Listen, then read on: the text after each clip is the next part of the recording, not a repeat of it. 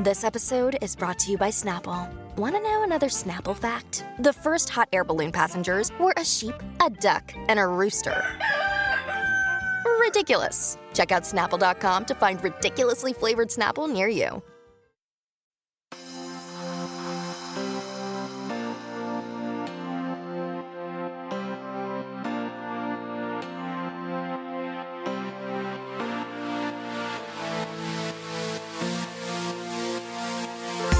Hello, everybody, and welcome to Outward, Slate's podcast that is recovering a little from June and, sliding delicately into July, but with, and I calculated this, 50% more LGBT goodness for you. That's right. The whole gang is back together for this episode, so I want to do a proper roll call. First of all, this is Jules Gill-Peterson coming to you. Who else is on this call? Who's here? Well, this is Bryan Louder. I'm on this call as well. And I think the most important person that's on this call is... Hi, guys. I'm Christina Cotterucci. Thank you for having me back. It feels like home. I'm so happy to have our pride, as it were, back together. Did you miss me at all or anything? Did we miss you? Oh, my God. I don't know. Just wondering. I don't know how we made it, Jules. What, I don't know. But most of those shows were just terrible. I listened to them. They were so good. I was like, wow, they really don't need me, actually. No. So thank you for welcoming me back. No, we're so glad to have you back, but also so proud. I've just been beaming over here, not to mention listening following with great delight. So thank you for coming back and gracing us with your podcast graces. Yeah, huge congratulations on Slow Burn, Christina. It's just been, I know our listeners are probably all listening to it, and if you're not, you should be. Slow Burn, Gays Against Briggs, go listen to that, but it's really an achievement, and it's just been so exciting to see it out in the world, so congrats. Thank you so much. It's been, a really wonderful Pride season because of that. And just happy to be back, excited to be back in normal gay swing of things. And it was also, I get the sense that there's a lot of news outlets that are like, oh, it's Pride Month. We're going to do all of our queer things this month. And with Outward, I'm like, oh, no, we actually get to do this every week all year round, which is so refreshing. Yeah, it's true. Yeah. It's like a gay Christmas can actually come in December. So it's a little switcheroo thing for you. I mean, that's actually kind of the perfect segue because, we have just wrapped up the 1 month where famously everyone is contractually obliged to, be at least a little bit gay. But look, Christina and Bryan, did you know that some animal species are actually gay the entire year, just like us here on Outward? That's the thesis statement of some new documentaries that we're going to talk about today. This is your Gay Animals episode. First, there's a documentary film called Queer Planet, which debuted on Peacock. It's narrated by the actor Andrew Rannells, and it presents a kind of whirlwind of animal life from a bunch of different places on our planet, both on land and underwater. So, got the range, where apparently animals are pretty much just like us in the sense that they're very into gay sex, both monogs and poly, and into changing sex too. But actually, I think Queer Planet, this documentary, maybe makes its case in the reverse of that order, suggesting that humans actually lag behind other species in our attitudes about homo and trans biodiversity. So that's one. And then second, there's actually a new podcast series called A Field Guide to Gay Animals, hosted by Owen Evers and Lane Kaplan-Levinson, which takes listeners truly outside with them in search of what our animal friends are up to and how we might ask some questions about our creaturely cousins and their relationships to us, our relationships to them. A Field Guide to Gay Animals was an official selection at this year's Tribeca Film Festival. So I know all three of us have a lot to say about the gay animals, but also about this kind of burst of gay animal programming across mediums. Like, what's going on? Why are we doing all the gay animals right now? So stick around, whether you're, more of a furry or a fishy, or if you're like me, a lizard queen, because it has been a scaly. That's actually really offensive, Christina. Well, but you know what? It's been a while since the three of us sat down, talked through some gay media. So it's going to be a good one. But along with the parade of animals, we'll have your monthly updates to the gay agenda and our usual rounds of pride and provocations. But first, we have something from the old Thoughts and Queries mailbag to discuss, right, Bryan? We do. We actually have a sort of crossover entry to our Thoughts and Queries mailbag from listener Paul, who wrote in about Slow Burn and wanted us to address something about that show over here on Outward. So I'll just read his note. I'm loving the season of Slow Burn and enjoying the advocacy it's receiving on Outward. I believe that the late, great Harvey Milk is a titan of the fight to achieve equality in America and that his face belongs on a monument alongside Abraham Lincoln and Reverend Martin Luther King Jr. But like Lincoln and King, Milk was human and made mistakes. His mania to out as many people as possible had one very conspicuous victim, Oliver Sipple, the man who saved President Gerald Ford from assassination in 1975 and was crucified for his heroism. And Paul went on to ask us to just sort of talk about this and address it on the show. He was worried that people may not know about this story, which I confess I didn't, actually. This was something I had to read up on. Christina, I think you did sort of know about it, or at least came upon it in your research for Slow Burn. So can you just tell us sort of what happened to Oliver? Yeah. First of all, I love a thought or query that opens with a compliment for me. So thank you so much for the kind words. Yeah, I did come across this in my research. We didn't have time to include it as sort of a tangent in Slow Burn. But, you know, one of Harvey Milk's big political messages was everyone has to come out to everyone they know. This is the only way we're going to achieve civil rights and protections and any measure of safety in society is if people know that we're everywhere. And so, you know, this was a big part of his campaign to defeat the Briggs Initiative, the subject of season 9 of Slow Burn, Gays Against Briggs. But back in 1975, even before Harvey Milk was an elected official and years before the Briggs Initiative, Oliver Sipple saved Gerald Ford's life. He grabbed the arm of the woman who was going to shoot him with a gun. And he was a gay man who was involved in one of Harvey Milk's initial losing campaigns for supervisor. So Harvey knew he was gay. He was out in San Francisco. And he thought, you know, the world needs to know that the person who saved the president's life was gay. Gay people are a boon to their communities and not a danger to them. And this is sort of like the biggest act of heroism someone could commit. So he was one of, I think, a couple people who tipped off a San Francisco columnist that Oliver Sipple was gay. The columnist outed Oliver, who, you know, the national news media picked up on the story. It got back to his family in Detroit, who they became estranged. His family was sort of harassed and mocked by their own community. They didn't have a relationship with Oliver for quite some time. And Oliver Sipple was pissed about it. And he actually sued the newspapers for reporting on it, for invading his privacy. The case was dismissed, but, you know, it had a really negative impact on his life. And he certainly didn't want to be outed. So it is really complicated. I think we've been having this conversation in queer communities for decades about what are the ethics of outing a public official. In this case, Oliver Sipple, was he a public official? Like, he didn't really ask for that sort of fame. Fame was thrust upon him. And so that makes it even more complicated. But yeah, I mean, Harvey Milk this is a part of him that actually gets glossed over a lot, is he was a pretty controversial figure. A lot of people didn't like the way he went about doing what he was doing. And even the act of coming out, which now today doesn't seem radical at all,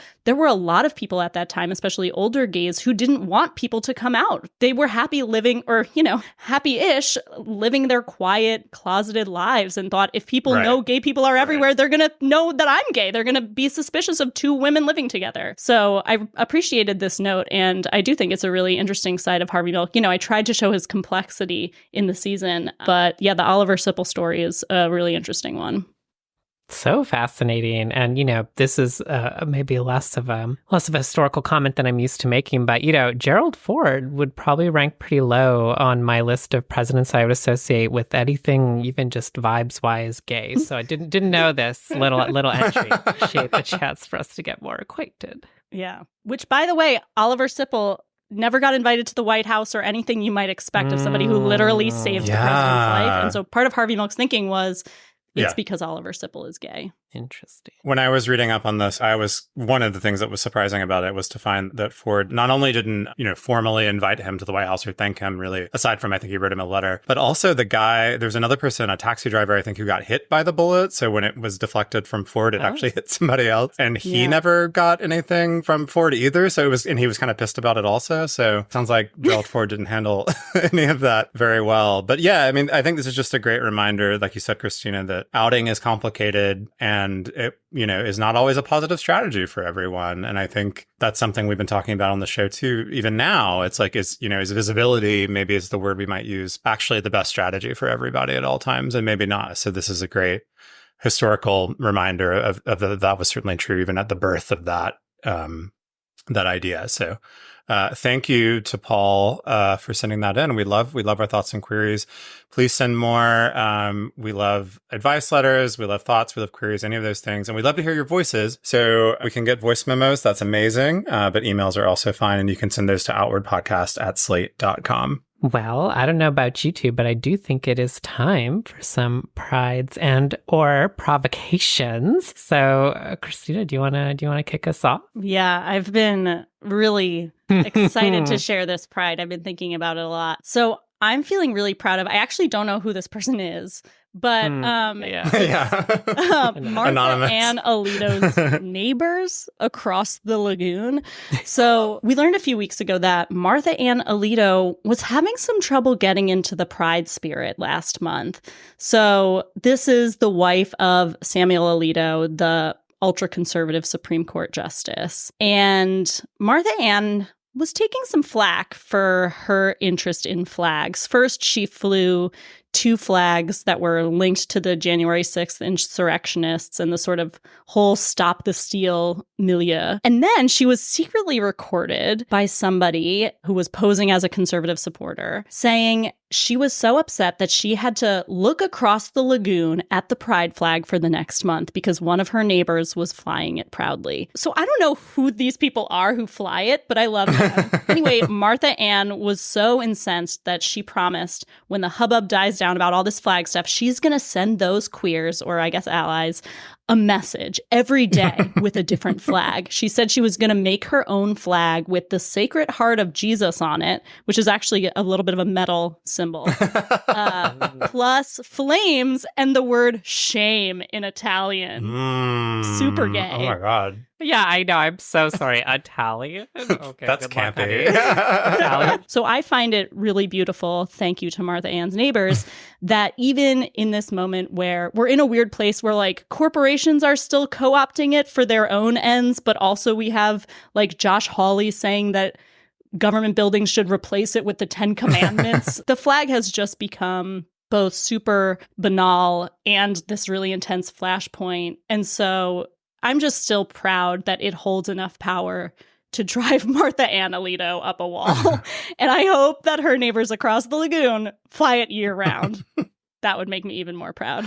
Hear, hear. Absolutely. The lagoon. May we all be so lucky to be people identified as being across a lagoon. Yeah. It's so dramatic. I just proximate. love it. I don't know what lagoon to a lagoon. this is. Also, there's something very Italian about a lagoon, too. What about you, Bryan? How are you feeling? We didn't get to do a sort of proper set of pride and provocations last month just because of the way we recorded things. And so I wanted to get a sort of an earnest pride in here just after June. So listeners may know that I'm from a town in South Carolina called Rock Hill. I'm not claiming to speak for it, but I know that it's still got a lot of conservative Southern small town energy, right? That's still the vibe in a lot of ways, which is why I have been so happy to see a grassroots pride festival emerged there over the last 4 years, I think it is. And it really embodies the best of what pride can be. I think the thing to note is that the folks who organize this have approached the city every year to try to get permits and sponsorship to sort of to do the thing, and the city has refused. Yeah. This is in 2024, 2021, I think, to 2024. So no support, no permitting from the city, put on by volunteers and small businesses like, in the community that want to support and create space for queer people. This means that their march, for example, has to be on the sidewalks instead of the street because they can't get the street closed, but they do it anyway. And the photos are full of beautiful queerdos and families and kids and drag queens. And this one person with a fantastic sign that said, "The Lorax speaks for the trees and the trees say, duck you." wonderful queer sentiment there.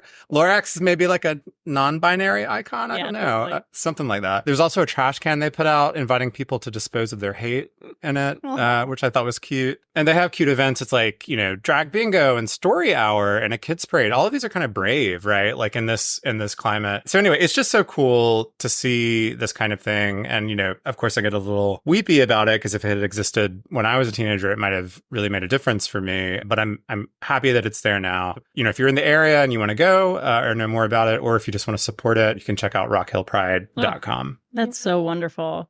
I'm getting a little weepy thinking about that. Yeah. Jules, what do you have? Well, I also have a very literal pride. And in this case, I'm proud of someone as just sort of a shameless way to plug something that I think is great that they've done. So I'm proud of Solomon J. Brager, who is the author of an incredible new graphic memoir called Heavyweight, A Family Story of the Holocaust, Empire, and Memory that just came out from publisher William Morrow. Solomon, someone I knew like back in the day when I lived in Brooklyn, and Solomon has become really just stunning like graphic artist, like just like beautiful visuals here, but has written this really, really, really exciting book that thinks through just really like the fascination that they had from a young age being told stories of escape from the Holocaust, and then over the course of their adolescence, young adulthood, coming to grips with like the real complexity that was often elided in some of the intense emotions there. And it's this like book that thinks through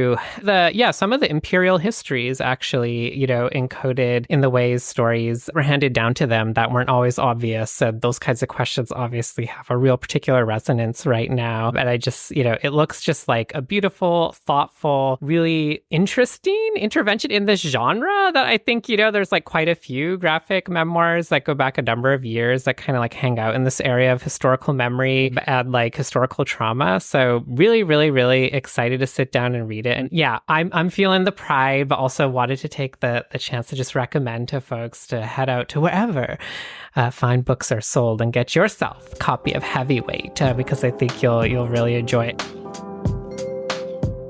Now that we have thoroughly explored our prides and provocations, I think it's time for a little break. But when we're back, I promise we've got a lot of animals and some of them might be gay.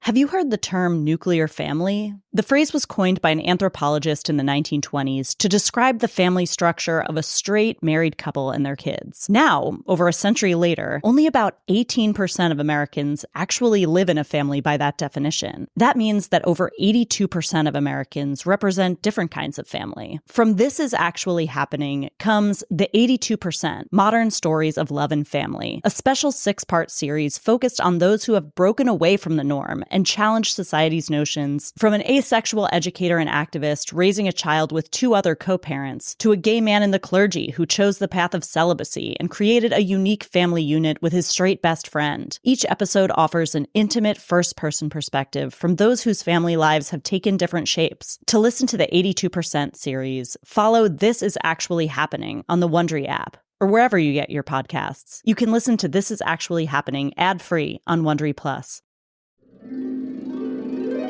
Hi, I'm your inner dream monologue, and you're fast asleep, so I'll be quick. Great job using the Colgate Optic White Overnight Teeth Whitening Pen before bed. When used as directed, it gives you a visibly whiter smile in just 7 days. So while I fly and talk to animals, you're removing teeth stains with ease. Sweet dreams. And when you wake up, keep on living life to the brightest. Colgate Optic White. Find it at all major retailers. Ryan Reynolds here from Mint Mobile. With the price of just about everything going up during inflation, we thought we'd bring our prices down. So to help us, we brought in a reverse auctioneer, which is apparently a thing. Mint Mobile Unlimited Premium Wireless. How to get 30, 30, bit to get 30, bit to get 20, 20, 20, bit to get 20, 20, bit to get 15, 15, 15, 15, just $15 a month? Sold! Give it a try at mintmobile.com/switch. $45 up front for 3 months plus taxes and fees. Promo rate for new customers for limited time. Unlimited more than 40 gigabytes per month slows. Full terms at mintmobile.com.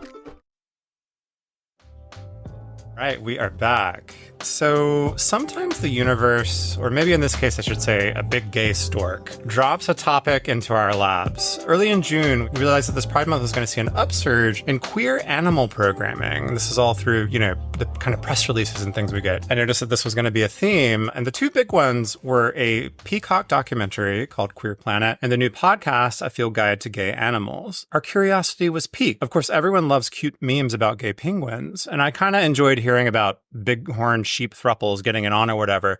But these pieces of media take the topic more seriously, presenting the scientific fact of same-sex relations and gender diversity in nature as somehow politically important or relevant to us, maybe. It's clear that these shows are trying to make an argument. And the more I consumed the doc and the pod, the more questions I had about what the aims of this Look at the Gay Animals project might be and why it's happening now in 2024. I think I have more pages of notes with exclamation points next to them than for any other conversation we've had in recent memory. Oh my gosh. So I suspect we have a lot to talk about this topic. So let's get into it.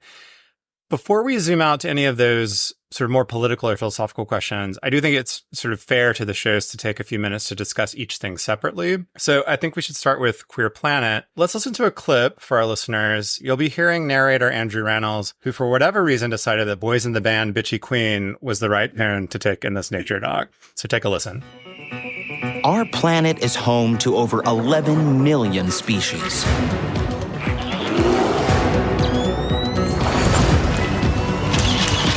The paparazzi really are everywhere. Everything you were taught as a kid is wrong. You make me wanna dance! Gay penguins, bisexual lions, sex-changing clownfish. This is a queer planet.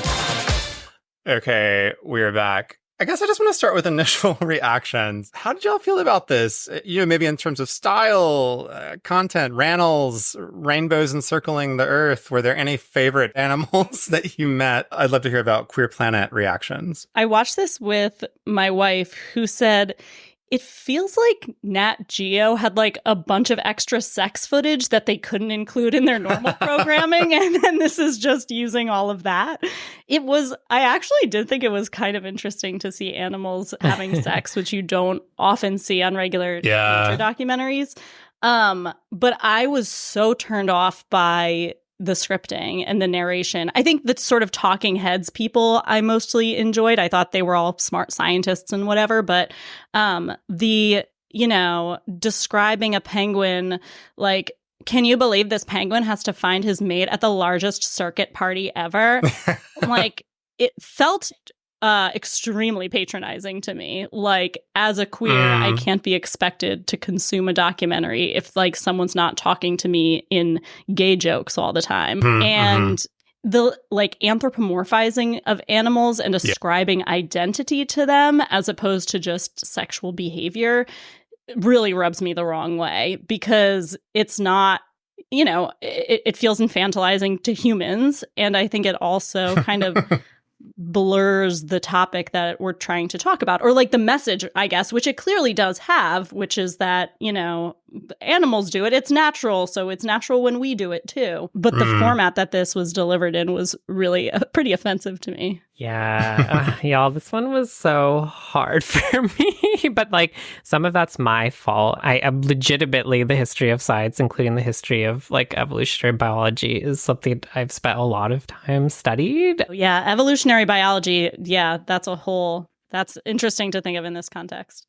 We're going to talk about Darwin at a certain point. Yeah. Thank goodness. I mean, I've spent a lot of time thinking about Darwin. And, academics like in the humanities and also in the hard sciences have been writing about #gay or trans animals for, maybe even more than a decade or two at this point. So there's, been some very esoteric conversations that I've been a part of for a long time. But I agree, Christina. I think that was really well said. Actually, just tonally, I felt like genuinely offended by the documentary. Like, it was just sort of talking down to me. I mean, narratively, it didn't really make any sense. Like the thesis of the documentary is that the classic animal behavioral scientists in the 19th century, the Victorians, the Darwin era people, made a mistake. They projected their heteronormative or gender assumptions onto the animal world, and that led them to make a series of scientific errors that were then reflected back to us. But then, like, the documentary just does the exact same thing. It projects like 2024 gay and trans, like college-educated American and British customs onto animals, and is like, look, this is the actual real truth. And I'm like,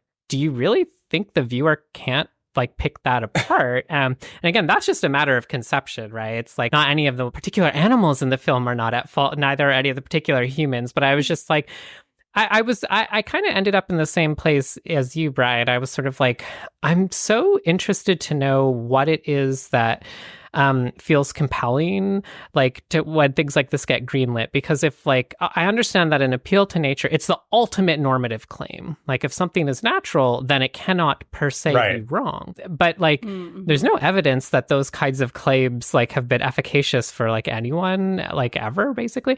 But even if they were, I'm like, what feels good about looking, at giraffes and being like, oh, they are just like me? Or, for me, looking at a clownfish and being like, that is she's such a doll. No, she's not. Like, if another animal dies, the temperature changes, like, she changes sex. That's not what I'm doing. And it feels a little bit like, I don't really care if what I'm doing is natural or not, And like you said, I don't think it's a compelling political argument per se. Although I feel, after watching these and listening to these things, I feel maybe a little bit more convinced in this like weird ass time we're living in right now. But I did find it genuinely interesting. I think I knew that like same-sex animals humped each other, and of course they do. But I did learn quite a bit from both of these projects about really how non-normative heterosexuality, if we want to call that, is in the animal kingdom, and how there really is. I mean, even like the sort of biological sex part of it was a lot more interesting to me, because I think we don't get a lot of information about that. And that feels more like surprising to me than animals without any sort of social stigma to sexuality would want to just do whatever feels good, even if that involves like, sticking my penis in a male's blowhole or whatever. I don't think that happened on camera. What do you think? I think you're making up that example. It should have. I didn't see that one. I didn't see that one. No, I'm actually relieved to hear you guys say this, because when I sort of proposed this topic to the group after we saw that these things were coming, I kind of did it with the idea that it was going to be more of a fun thing, that I did not go in with like a desire to be offended. And Jules, I thought your point about it sort of recapitulating the Victorian era is so well taken, because it does bring in, and I want our listeners to understand this, like everything is described in very human terms. We've got pansexual primates. We've got macaques that are described as political lesbians, if I'm not mistaken. You've got the penguins at the circuit party that you mentioned, Christina. There's birds that are drag queens. It's really weird. And the more it goes on, the weirder it felt to me. At first I was like, oh, maybe it's a joke, right? Maybe it's just sort of tongue in cheek. But no, I think it really was doing this very strange maneuver of imposing sort of our current LGBT et al. Framework onto nature in a very strange way. And I found it kind of concerning. So that is definitely my reaction. And it's hard for me to imagine watching it and not feeling that way, but maybe people did. One thing I wanted to flag before we move on to the podcast, because I do want to get that in here to talk about alongside this, is there's this academic question, right? You do get the sense from these queer academics and zoo professionals and whatnot that are interviewed that they feel really oppressed in their fields and think that this information has been closeted, right? Like, is I think a word they would use, and the research discouraged. Was that surprising to you all, or how did you sort of feel about that part? Because I did empathize with them, even though I hated the framing of the show. It's clear that they have like a struggle. The other thing that lurks for me is actually race. And that might seem weird, but the fact sort of is that the history of Western science, the history of the natural sciences and of evolutionary biology in particular, the study of sex, as in sexual differentiation and sexual reproduction, is like primarily, subordinate to projects of race science. Like sexuality and reproduction are the thing that like produce racial differences, produce different phenotypes of animals, and like the history of race science and eugenics actually largely comes out of a lot of these same scientists. And for them, gender and sexuality was not like, the point was not for Victorians to, that they just loved heterosexuality or the difference between men and women so much that they just wanted to reinforce those norms.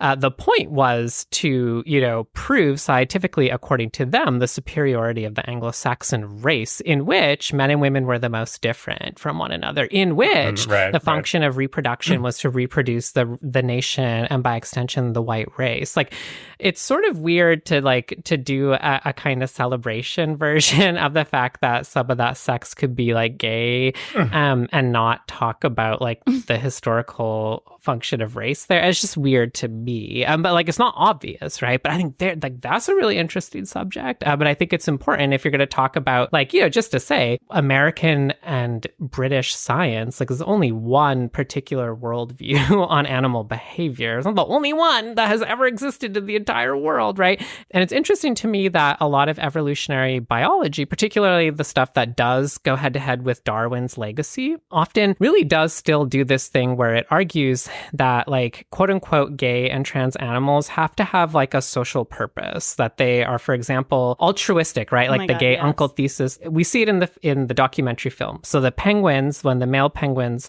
adopt an egg, that's good. It's like they're gay in order to help ensure the survival of the larger penguin colony, right? When the clownfish, medically transition or organically transitions, it changes sex.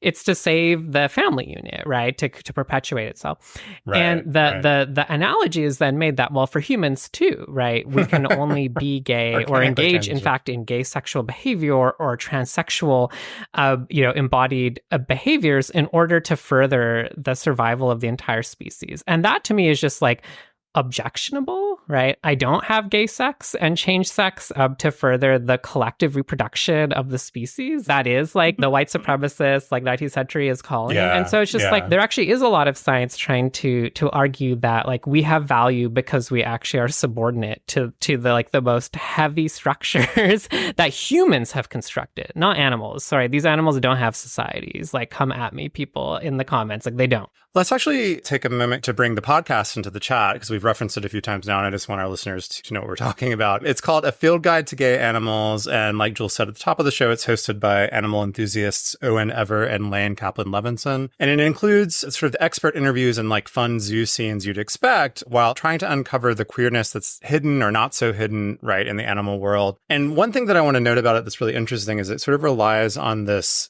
tome called Biological Exuberance, Animal Homosexuality and Natural Diversity, which was published in 1993 by Bruce Bagamill. And they use it as this kind of guide, both to the animals themselves and to the sort of institutional collusion that the hosts feel has kept the public from appreciating queerness in animals. You should happen to have a copy of it.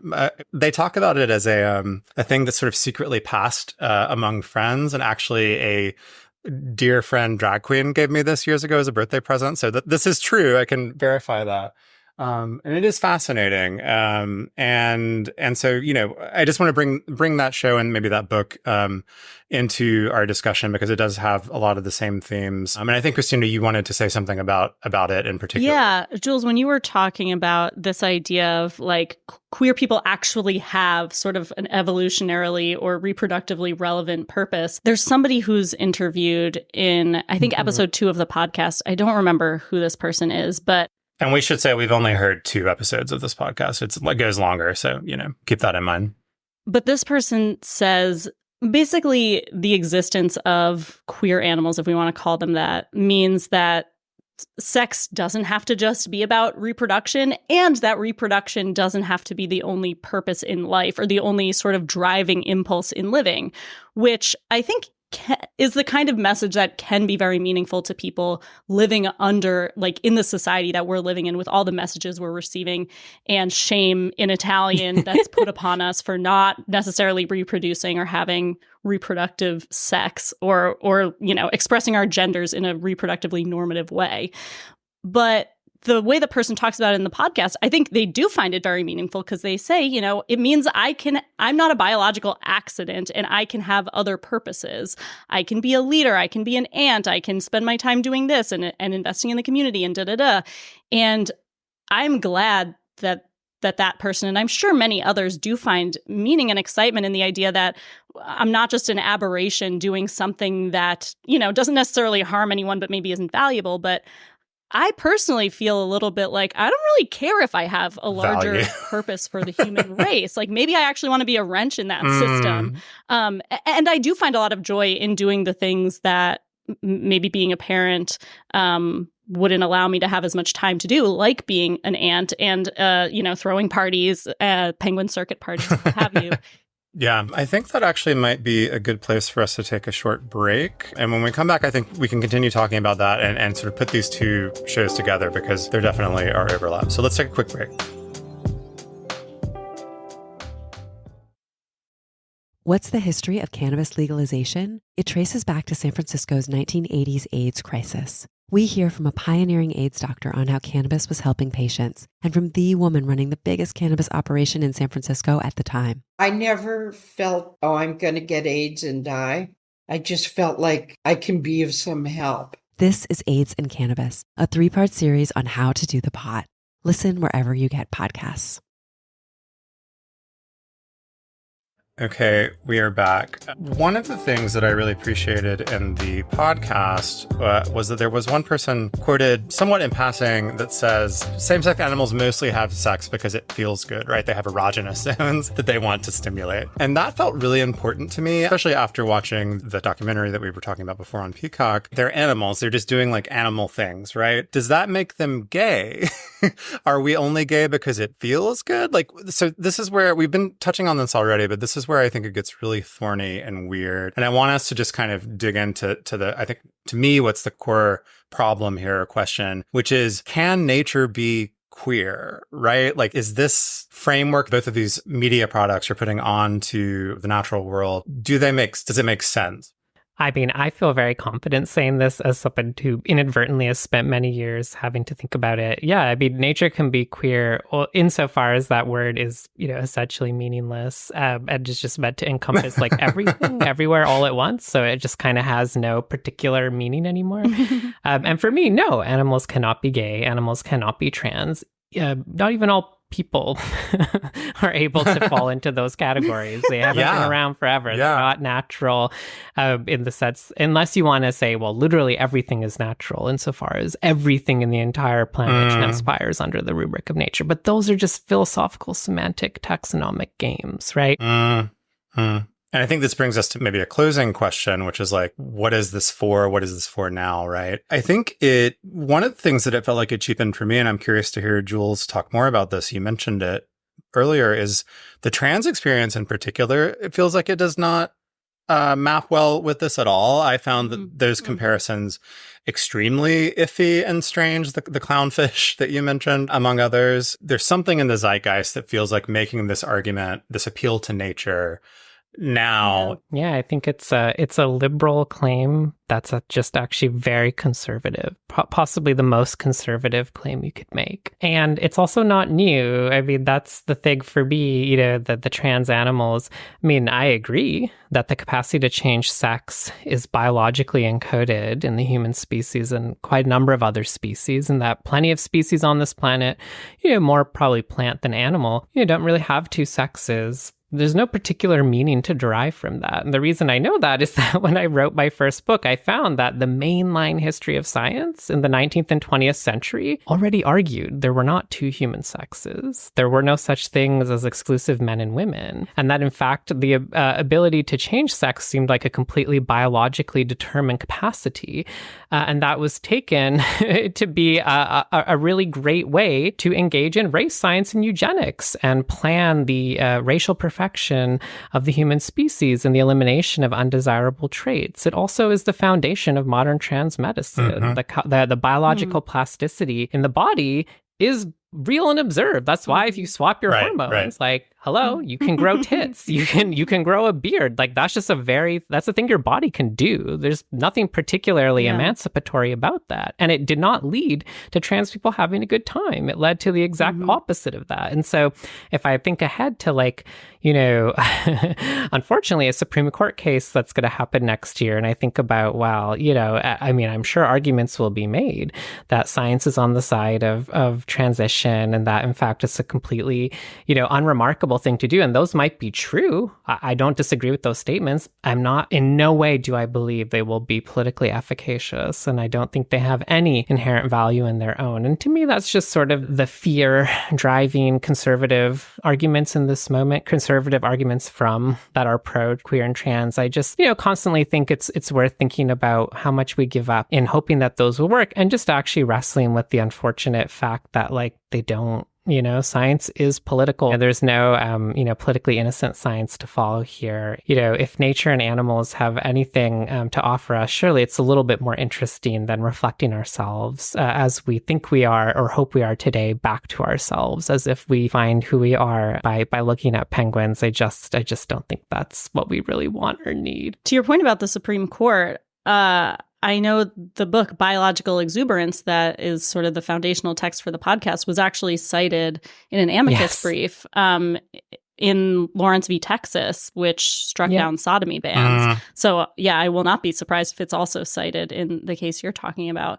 But yeah, it feels very much to me like we're clearly on the defensive here if we're trying to use the, you know, sexual variety among animals to support our ability to live like full and free and safe lives.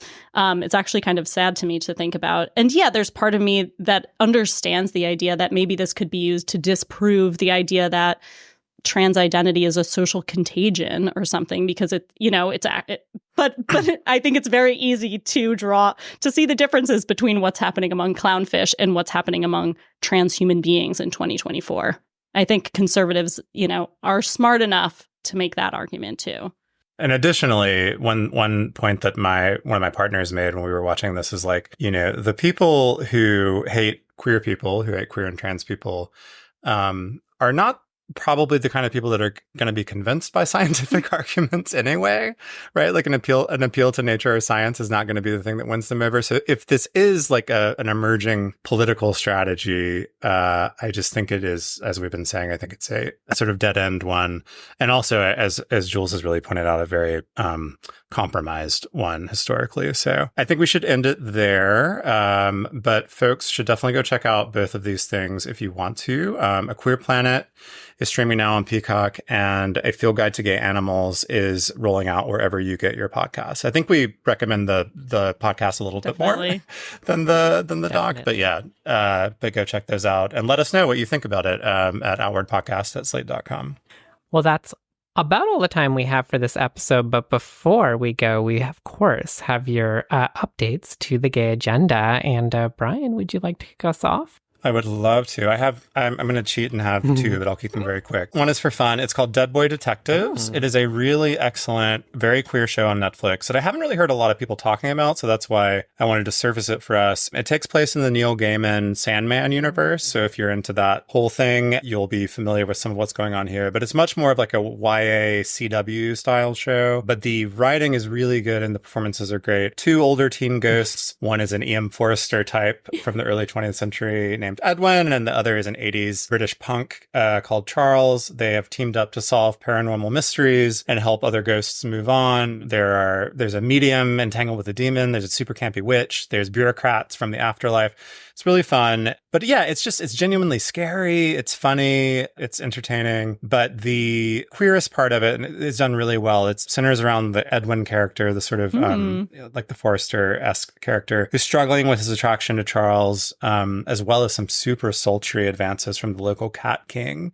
And so the way that he navigates all of that is really, really lovely and interesting. So it's a great summer binge. The second one is called Disco Soundtrack of a Revolution. Watch this. This is you should do it. This is a documentary that's streaming on PBS. It's 3 parts. And instead of just like focusing on, Studio 54 and the sort of rise and fall narrative that is typical of these kinds of things, it really digs into the musical development itself through a handful of particular records that it features. And it really shows you how from soul and R&B, like by introducing this hi-hat pattern, you have disco and then on into house. So you get that kind of musicological thing, which is fascinating.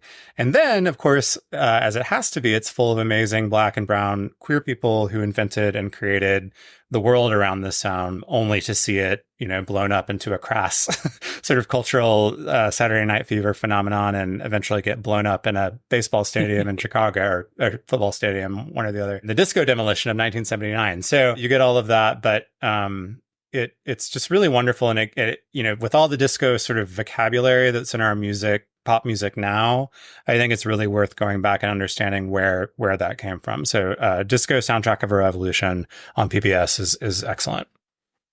Can't wait. Christina, what do you have? I'm going to recommend I Kissed a Girl. It's a show on the BBC. Shocking. Yeah, I'm going to recommend Kissing Girls. No. This is a show you can, in the US, I think you have to watch it on a VPN. It's a BBC reality show hosted by Danny Minogue. Oh, no way. Do you know who that is? Yeah, of course. Why, a child of the empire. Okay, yeah, that makes a lot more sense because I was like, who? Like, this is Kylie's sister, probably. Spells Danny with 2 N's and 2 I's. Anyway, that's kind of beside the point. But it's a queer reality dating show. The host is a straight woman who, Danny, I think probably is in her contract that every time she walks out, all of the contestants have to be like, wow, you look amazing. Oh my God, so hot. The format of this show is there's maybe 10 lesbians living in this Italian villa who they get paired up by producers when they meet for the first time. And so, they're arriving at the villa and each of them have to meet before they say a word to the other person, kissing. So they all start out by kissing a person. Yeah. And then the whole show is like, do you stick with that person? Do you start to have a relationship with another person? It's so shallow. And it's mostly Brits on the show, I think. And I loved it so much. I've seen 3 of the episodes. I'm dying to see more. And I'm not usually a reality show kind of person, although I did love the Queer Ultimatum. But it's just fun to watch lesbians lesbianing. And there's some actually kind of sweet moments where this one contestant who is a pro soccer player actually kind of unpacks the word lesbian and how she's felt really uneasy about calling herself that because there's some sort of like, internalized homophobia. And she kind of weeps about it and everyone supports her. And it's just very sweet. Some of them are very hot and some of them are very awkward. Many of them are both. And it's just such a fun summer watch. I can't recommend it enough. Again, it's called I Kissed a Girl. You might have to watch it on VPN. It's a BBC show, which, yeah, a lot of people were like, wow, I can't believe that's BBC. But BBC is very different from like PBS. It really encompasses a wide variety of programming. So unsurprising. I mean, that literally just sounds like candy. I've been missing a messy queer reality dating show. Get into it. Love a chance to listen to some accents, which I will not try to reproduce on this podcast. What are you recommending this month? Well, I am recommending something from my friends and comrades over at the Pinko Collective. That's, not your mother's gay communists, but they've just announced the release of a really beautiful 100-page book of photos, interviews, and art from queer Palestinians, including people who remain in Gaza right now. And it's titled Queer Palestine. And so it's guest edited by Iman Abdelhadi, Kalim Hawa, and Jasper Sa'a. And, it just looks absolutely stunning. I'm just starting to see it circulate around on social media from some beloveds of mine over in New York who are Pinko folks. And so I encourage folks to check it out. All the proceeds from the sale of this project are actually funding directly relief for 2 of the people who are interviewed in it. One who's in Gaza City and another one who has evacuated to Cairo. So it's like a really heart-wrenching but stunning, aesthetically achievement, and a really important collection. And I think something I know I've been thinking a lot about and talking to a lot of people about is some of the political grammar right now for the X is also Y, Palestine is also a queer issue, which it doesn't always make sense to me. This is the version that makes sense to me. This is the version that is really galvanizing and I think worth spending some time with. And so, yeah, definitely recommend Queer Palestine, this new collection, which is coming out from the Pinko Collective. That sounds so cool. That's it for our show this week. Listeners, thank you so much for being with us. And we always love to hear your feedback, love to get your topic ideas, always want your queries at outwardpodcast@slate.com.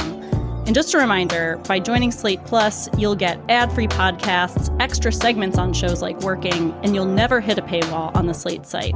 To learn more, go to slate.com/outwardplus. Our show was produced by the ultimate political lesbian macaque, Palace Shaw. If you like Outward, please subscribe to us in your podcast app, tell your friends about it, rate and review the show so other people can find it. It was so fun to be back with you two this week. The best. The best. Stay gay. Stay gay.